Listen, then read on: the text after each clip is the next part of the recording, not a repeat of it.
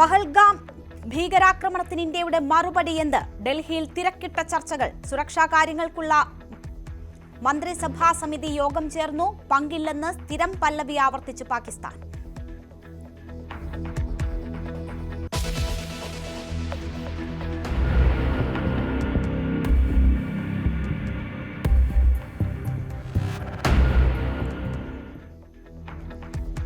പഹൽഗാം ഭീകരാക്രമണത്തിന്റെ മുഖ്യ സൂത്രധാരനെ തിരിച്ചറിഞ്ഞു. ആക്രമണത്തിൽ പങ്കെടുത്തവരുടെ ചിത്രങ്ങൾ പുറത്ത്. ഭീകരരെക്കുറിച്ച് വിവരം നൽകുന്നവർക്ക് പാരിതോഷികം പ്രഖ്യാപിച്ച് അനന്ത്നാഗ് പോലീസ്. ആക്രമണത്തിനെതിരെ കശ്മീരികൾ തെരുവിൽ. പാകിസ്ഥാൻ പതാക കത്തിച്ചു.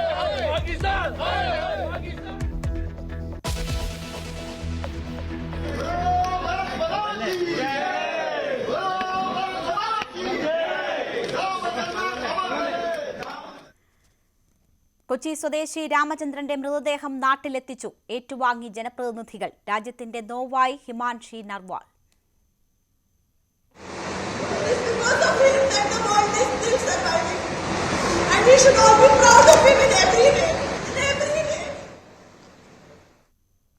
നിറമിഴികളോടെ വിനയ് നർവാളിന് ആദരാഞ്ജലി നൽകി മൃതദേഹം സംസ്കരിച്ചു.